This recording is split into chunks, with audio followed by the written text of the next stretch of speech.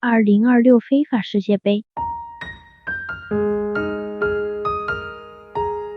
2026年美加墨世界杯共有48支国家队参赛，这是世界杯历史上首次将参赛球队规模从以往的32队扩军至48队。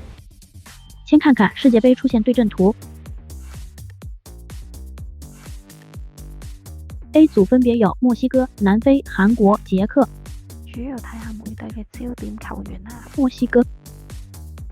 墨西哥隊入選嘅名單入面，奧祖亞係值得留意嘅。大家都知有一個勁似唔使語嘅門將，就係佢啦。大家留意下 Sam Kerr 嘅發揮啦。另外都可以留意下墨西哥嘅小將，17歲嘅基拔同摩拉。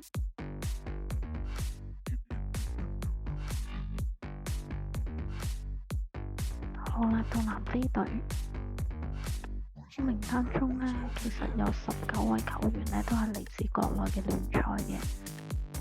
比較為人熟悉嘅就係前鋒科士達，嚟自於英超降班嘅般尼。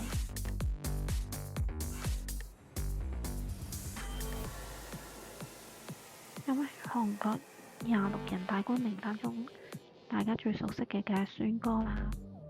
亞洲一哥，雖然而家冇喺英超度踢啦，但係喺洛杉磯 FC 嘅表現都係唔錯嘅。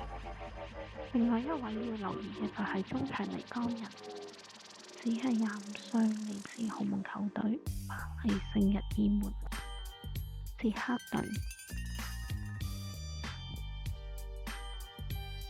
隊都有兩個比較出名嘅球員，利華古遜嘅希克，同埋韋斯咸嘅蘇切克。